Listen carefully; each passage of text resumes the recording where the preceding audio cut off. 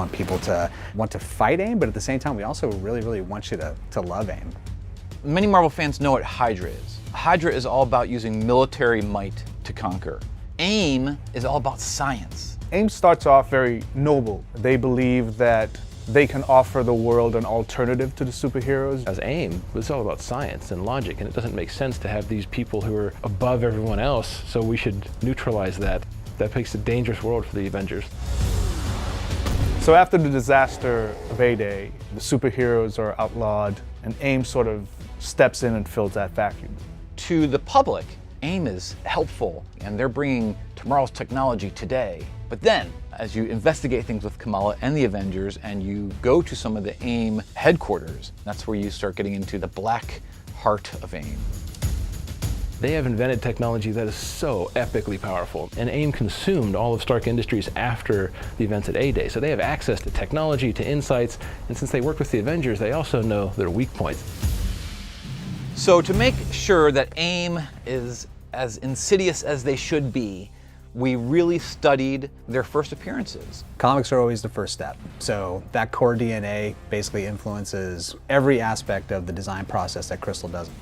And we just found all sorts of crazy locations that they built, and weapons that they've built, and robots they've created. Their design is very functional. It's not very showy. It's funny because if you actually asked an AIM scientist if they thought their designs were sinister, they would be befuddled by that. They wouldn't understand it. Sometimes that might end up looking a little alien, and for them it's just roll it out the door.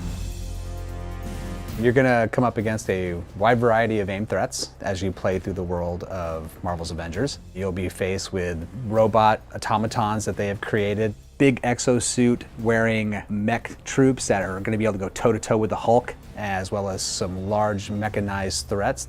But no AIM experience would be complete without the classic beekeeper. Because they wear these kind of helmets that look like beekeeper helmets. What that comes from is in the comics, the individual members of AIM were anonymous. And that collective mentality, that hive mind, makes you automatically think of the structures and the hierarchies that work within a beehive. That honeycomb shape seemed like the perfect way to express the ideals of AIM, so we try to bleed it throughout the design of AIM wherever we can to help provide both texture and architectural detail in their structures.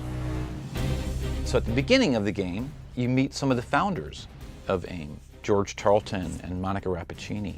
George Tarleton's a very complex character. He truly believes in a world protected by science. He finds the Avengers to be very dangerous. Power that is unchecked and unregulated like that is a dangerous thing. And so he wants to put checks and balances on that sort of thing. You may not agree with his methods, but at least if you can understand where he's coming from, for me that's a victory. Marvel's bringing up really like one of these original supervillains as well, you know? Like, it's cool, I think, that it's not always the same sorts of like familiar stories that we're finding, right?